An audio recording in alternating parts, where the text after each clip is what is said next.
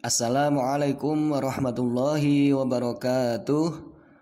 Alhamdulillahirabbil alamin. Puji syukur kehadirat Allah Subhanahu wa taala yang telah melimpahkan rahmat, taufik beserta hidayahnya kepada kita semua sehingga kita dapat kembali melaksanakan kegiatan belajar mengajar dengan keadaan sehat walafiat. Mari kita syukuri nikmat ini dengan ucapan Alhamdulillahirabbil alamin. Sholawat beserta salam semoga senantiasa tercurahkan keharibaan junjungan Nabi besar Muhammad Sallallahu Alaihi Wasallam yang telah menunjukkan jalan yang terang benderang bagi umat manusia, yang telah menunjukkan jalan kebahagiaan yang sebenarnya di dunia dan akhirat, yakni ad-dinul Islam. Alhamdulillah, ketiga kalinya pada pertemuan kedua ini mata pelajaran Aswaja akan membahas tentang sejarah Nahdlatul Ulama. Nah, apa itu Nahdlatul Ulama yang sering kita dengar dalam sehari-hari kita? Biasanya ada orang menyebut nama NU. Nah, NU niku adalah singkatan dari Nahdlatul Ulama. Nah, sejarah Nahdlatul Ulama niki akan kita bahas sebagai berikut. Masuknya Islam pertama ke Indonesia, seperti yang kalian lihat di layar di PowerPoint itu. Di sini tertulis, agama Islam telah masuk ke Indonesia sejak abad ke-7 Masehi atau abad pertama Hijriah. Agama Islam yang masuk ke Indonesia berasal dari Arab yang dibawa oleh para mubalik dari sana. Pada abad ke-9 Masehi atau ke-3 Hijriah, para mubalik Arab yang masuk ke Indonesia semakin bertambah. Salah satu daerah yang menjadi persinggahan adalah Sumatera Utara dan beberapa daerah pesisir di Pulau Jawa. Para mubalik itu menyiarkan ajaran agama Islam Ahlu Sunnah wal Jamaah. Para mubalik yang giat menyiarkan ajaran agama Islam Ahlu Sunnah wal Jamaah itu kemudian dikenal dengan gelar Wali Songo. Nah, nama Wali Songo ini sudah tidak asing di telinga kita ya. Kita sudah sering mendengar itu, bahkan kita sudah pernah ziarah ke makam Wali Songo niku, insyaallah.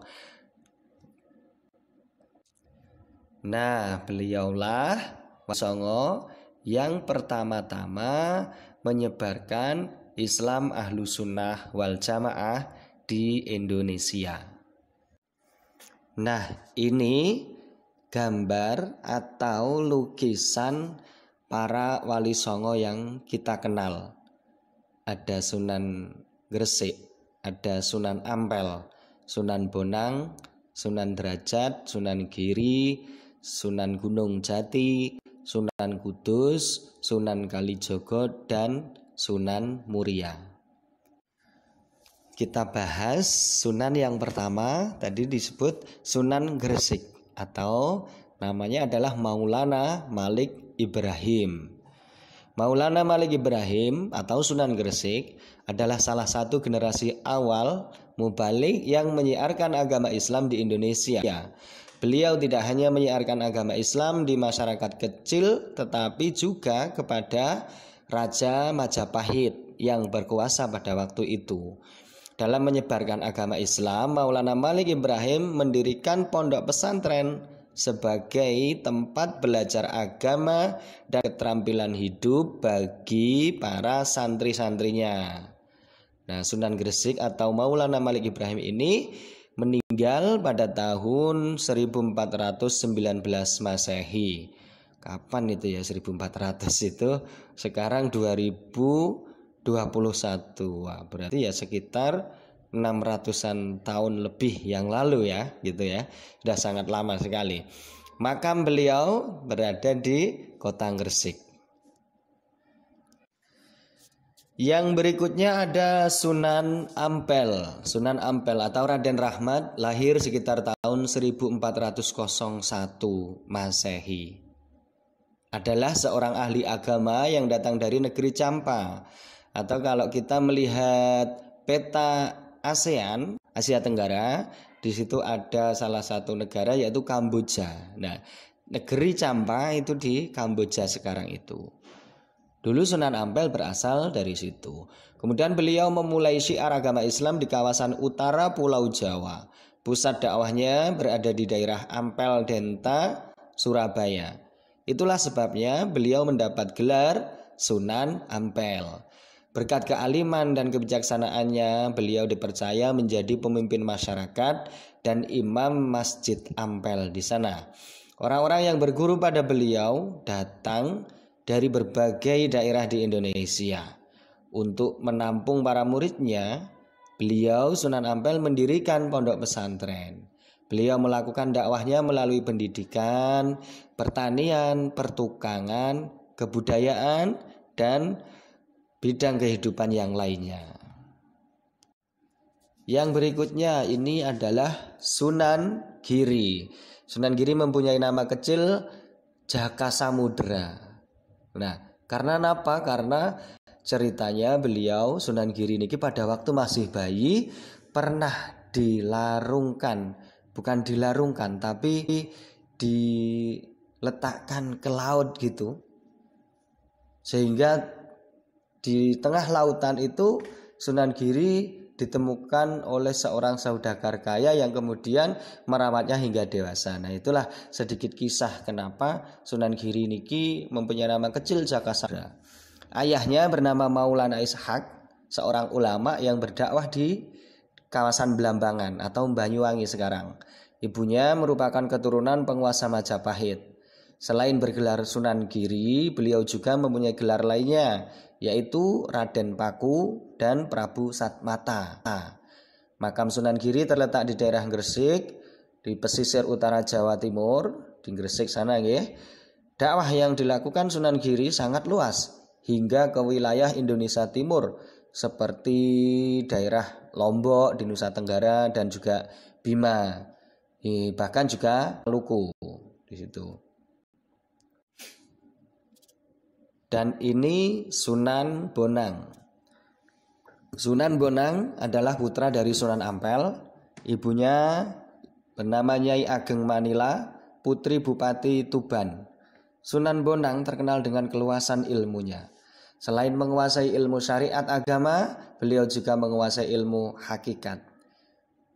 Dakwah agama Islam beliau lakukan melalui kebudayaan dan kesenian yang banyak digemari oleh masyarakat. Salah satu peninggalan beliau adalah alat musik yang disebut bonang. Selain itu, beliau juga mencipta tembang yang berisi ajaran agama Islam, yaitu suluk wijil. Ini semacam tembang tapi isinya tentang nasihat agama. Beliau juga mendirikan pondok pesantren seperti sunan-sunan yang lain. Letaknya di daerah Tuban, yang fungsinya untuk mendidik santri-santrinya. Hingga akhir hayat beliau dimakamkan di kota Tuban. Berikutnya Sunan Kalijogo. Nah, ini sangat terkenal sekali di masyarakat kita. Sunan Kalijogo atau Raden Sahid namanya, terkenal seorang wali yang berjiwa besar. Beliau adalah putra seorang bupati Tuban, yaitu Tumenggung Wilwatikta.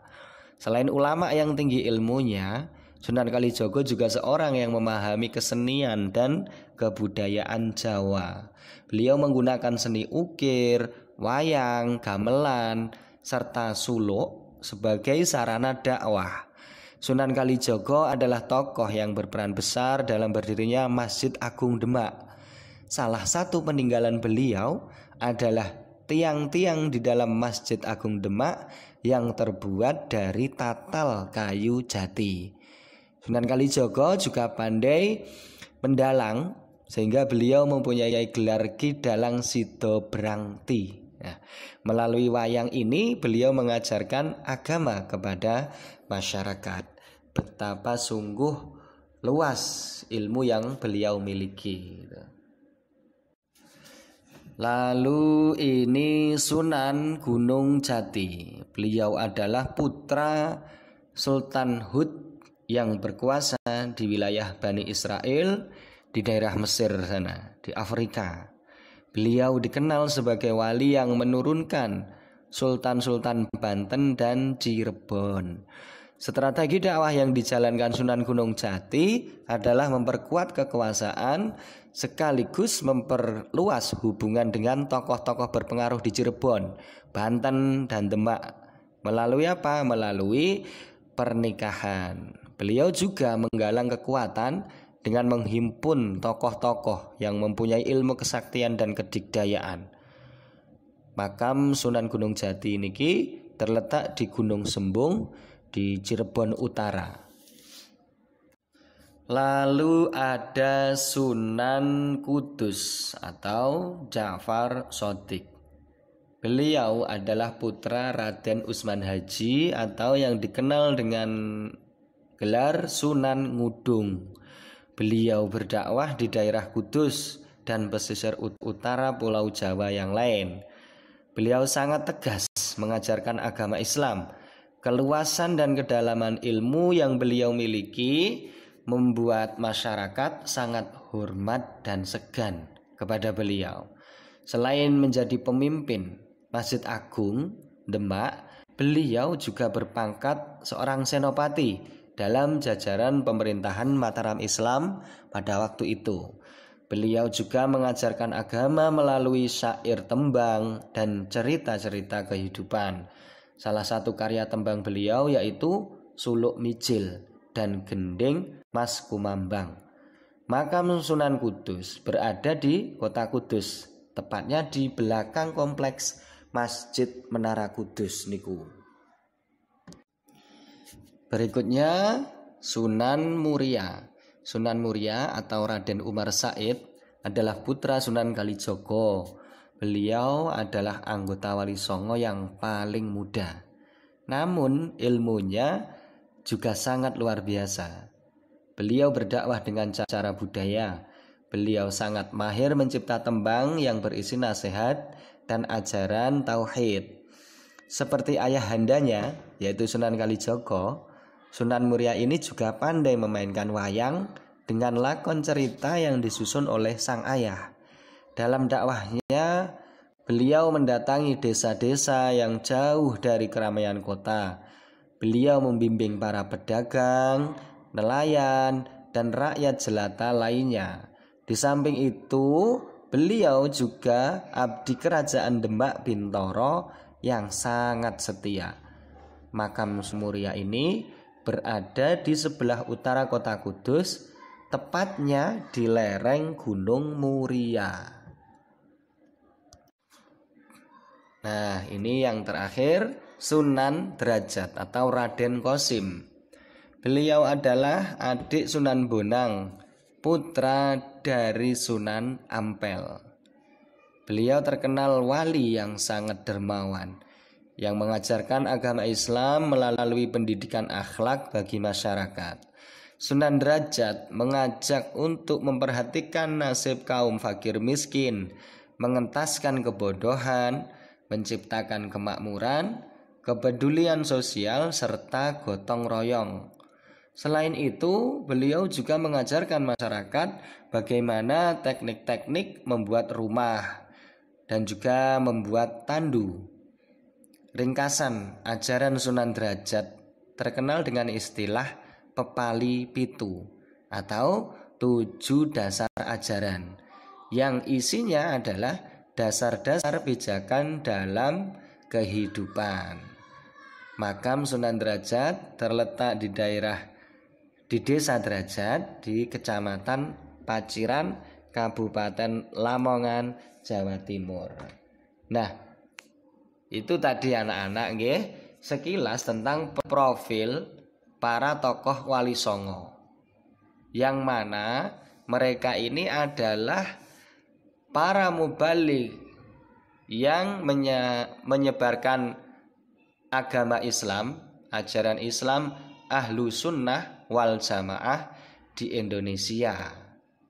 Yang ini kemudian menjadi awal sejarah lahirnya Nahdlatul Ulama di masa yang akan datang. Ngoten.